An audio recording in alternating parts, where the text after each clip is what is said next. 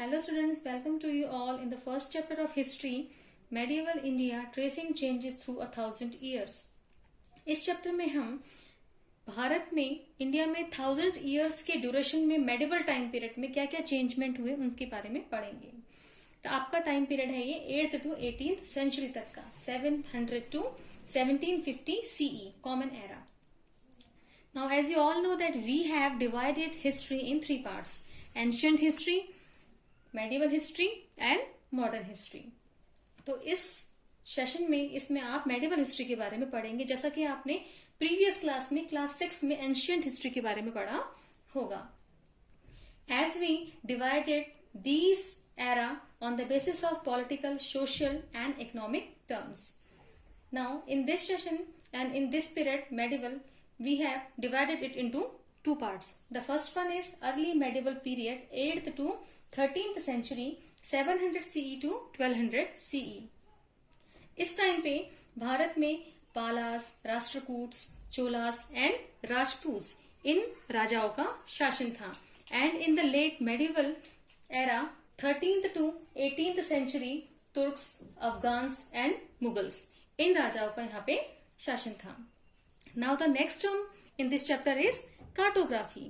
Now what is cartography? Cartography is the science of drawing maps. यानी कि maps जो हम बनाते हैं, जो आपके मानचित्र होते हैं, उनको बनाने को हम कार्टोग्राफी कहेंगे. Now look at page number 1. So take a look at maps 1 and 2. Map 1 was made in 1154 CE by the Arab geographer Al-Idrisi. The section reproduced here is a detail of the Indian subcontinent from his larger map of the world.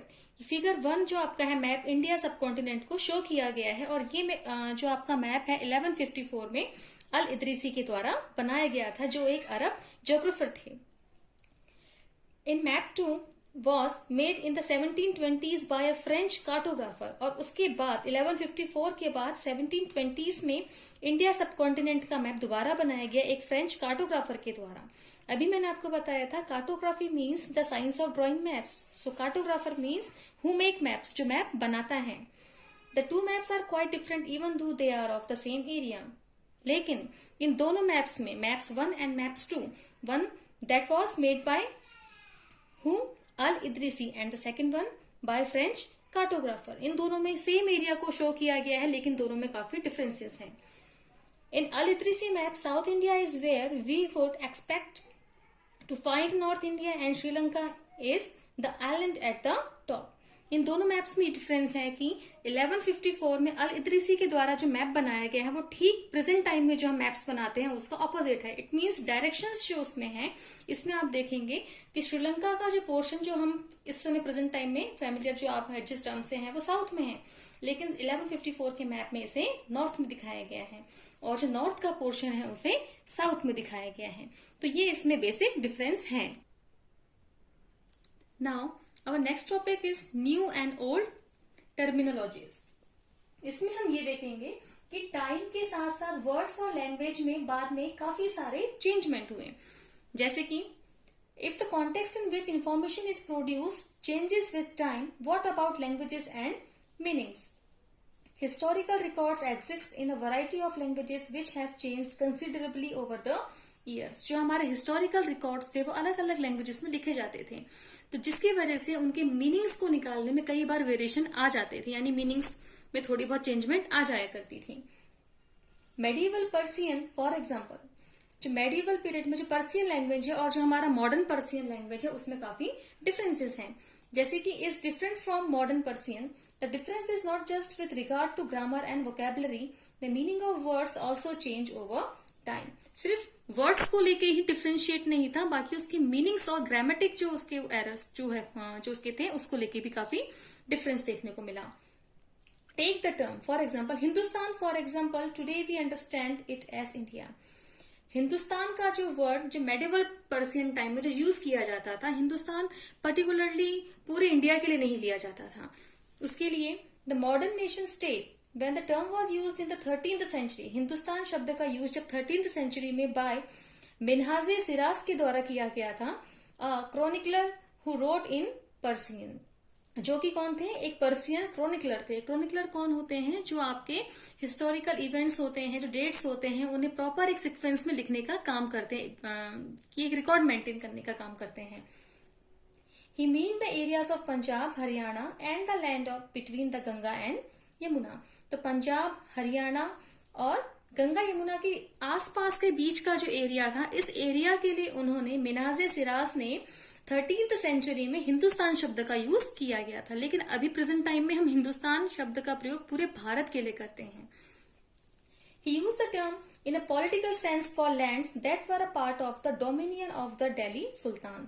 तो उस time पे मिन्हाज सिराज ने हिंदुस्तान शब्द का प्रयोग 13th century में एक political issue के लिए किया गया था, कि दिल्ली सुल्तान के कंट्रोल में जितना भी एरिया था, चाहे वो गंगा का था, यमुना का था, पंजाब का था, हरियाणा का था, उस एरिया को इंडिकेट करने के लिए किया गया था 13th सेंचुरी में। The areas included in this term shifted with the extent of the Sultanate, but the term never included South India।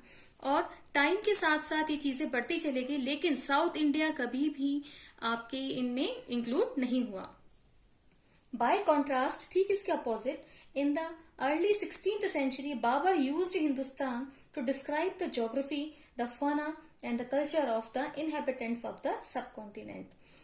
ठीक उसका उल्टा उसके बाद 16th सेंचुरी में, 13th सेंचुरी में हिंदुस्तान वर्ड जो यूज किया गया था पॉलिटिकल टर्म्स में किया गया था, कि दिल्ली सुल्तान्स के अंडर में पंजाब, हरियाणा, गंगा, यमुना, इनके एरियाज जो थे उसके लिए।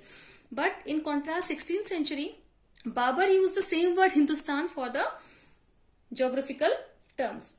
जो यहाँ के आपके इनहेबिटेंट्स है, यहाँ के फना है, जो यहाँ के कल्चर हैं, जो फना मीन्स यहाँ के जो जानवर होते हैं, उनके लिए ये वर्ड यूज किया जाता है, flora and Fanaa.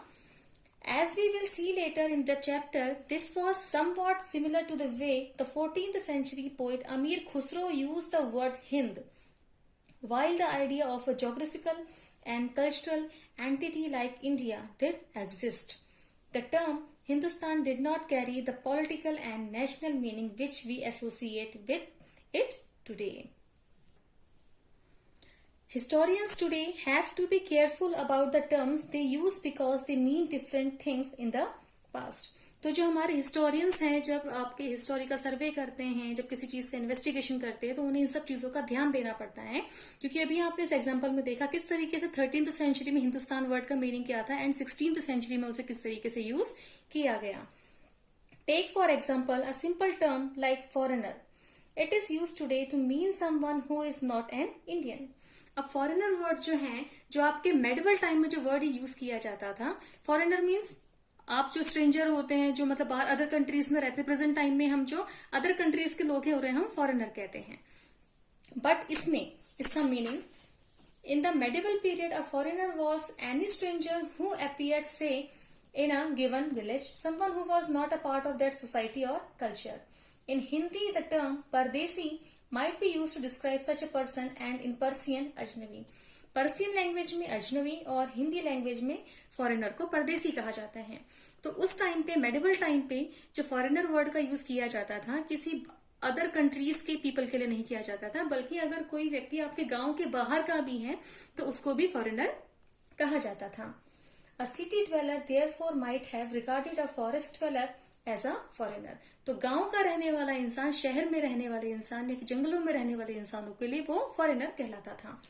But two peasants living in the same village were not foreigners to each other, even though they may have had different religious और कास्ट बैकग्राउंड्स। चाहे उनका रिलीजियस या कास्ट बैकग्राउंड एक दूसरे से अलग क्यों ना हो, लेकिन अगर वो एक ही गांव में रहते हैं तो वो फॉरेनर नहीं कहलाएंगे।